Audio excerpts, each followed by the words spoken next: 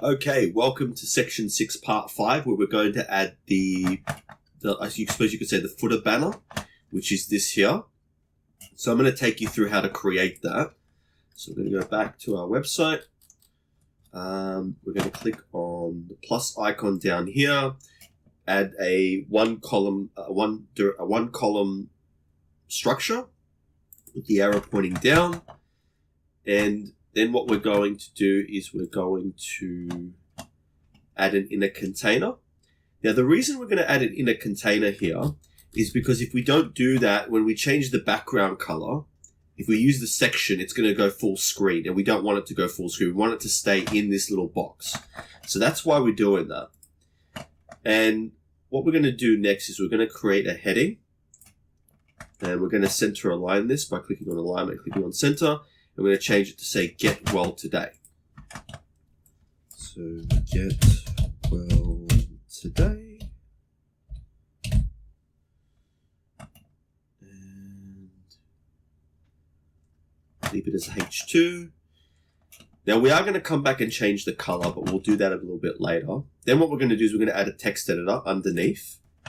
And this is going to say get in touch with Nadia today by clicking the schedule a call button today.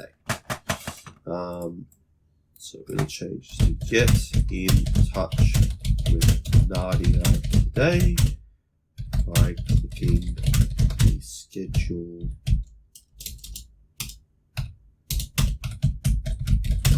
call button today. And we're going to click on style and click on alignment and click on center. Now we will come back and change the color, but not for now.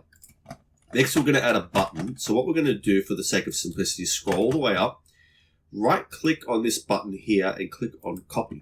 Then we're going to scroll back down, hover over this section here and right click and click on paste, and you'll see the button will appear here. So we're going to change the text of the button to be schedule a call today.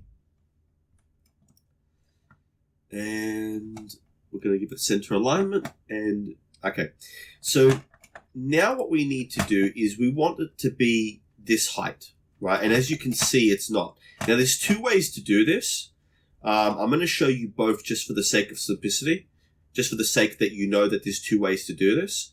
The first is if you click on this container here, there's a minimum height column. So what you can do is you can adjust it here, and you'll see that it will adjust the height. Then what you do is you click on center, and that will align the content in the middle. Then what we can do is, that's one way of doing it. The other way of doing it is to add spaces, which is you just add something like this, which creates space, and then you can adjust and control the space. What we're going to do is we're actually going to just use the minimum height to get this fixed. So we want it to be, let's have a look. What's the dimensions?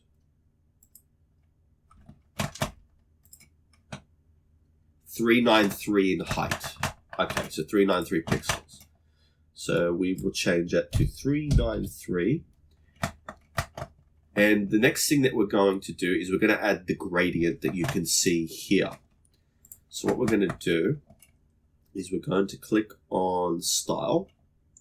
We're going to click on normal. Click on gradient. Change the color to be the primary color, then the second color to be the secondary color. And now all we need to do is we need to adjust a few things.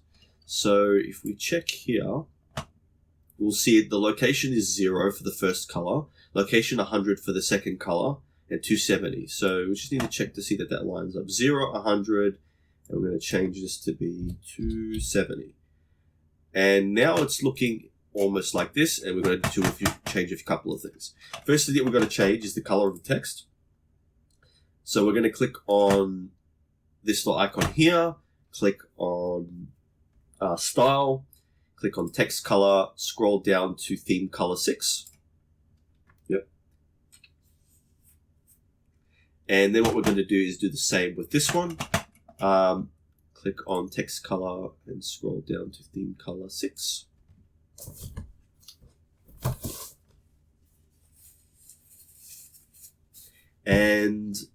lastly, we just need to add a border. So what we're going to do, click on style. Now this is for the container. So you need to click on the container, not the border for these elements. You need to click on the container and then click on border. Now I'm just going to have a look to see what border we did for this one. Style, advanced, border. Okay, so 20 pixels all around. So all we got to do is type in 20. Now, see how it says link values together? That means that when you type in an entry into one of these columns, it will go into all of them. If you don't want that to happen, you just unclick this, and then each of the columns will be separate. But for our purposes, we're going to keep it linked. We're going to type in 20, and you can see now that it has a curve, and it looks like what it looks like here. All right, so that was section 6, part 5. Now we're going to move on to section 6, part 6, where we're just going to create a footer.